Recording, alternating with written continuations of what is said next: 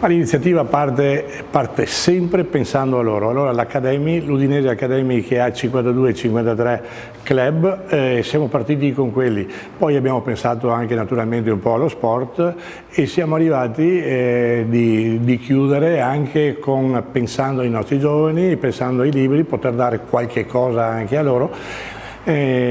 Dando un messaggio comunque che i nostri prodotti sono prodotti essenziali, perché noi siamo latteria e il nostro latte, il nostro frattino, la nostra crema al caffè, ma sostanzialmente il latte fresco è un qualcosa sicuramente di essenziale e meraviglioso. Cerchiamo di sostenere le scuole, cerchiamo di sostenere lo sport, questo è l'obiettivo che ci diamo, perché siamo cooperativa e la nostra mission è quella di essere nel territorio, no? Assieme al territorio e quando possiamo aiutare il territorio. Sì, credo che sia anche un dovere da parte nostra producendo latte. Guardiamo veramente con affetto i nostri piccoli, i nostri ragazzi.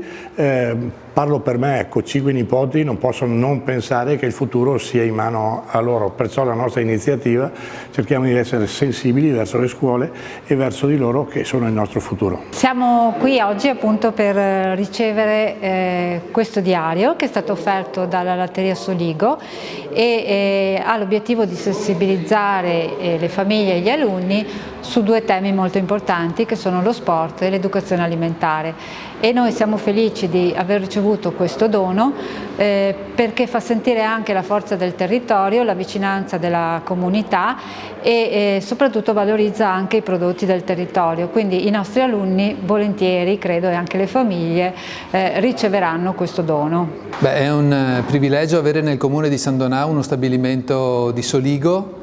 Uno dei prodotti, il frattino, ha nutrito generazioni intere di sandonatesi e dintorni, e che dia un segno anche di sostegno alla parte educativa e quindi alla parte più preziosa della città, per noi è sicuramente importante e motivo di orgoglio.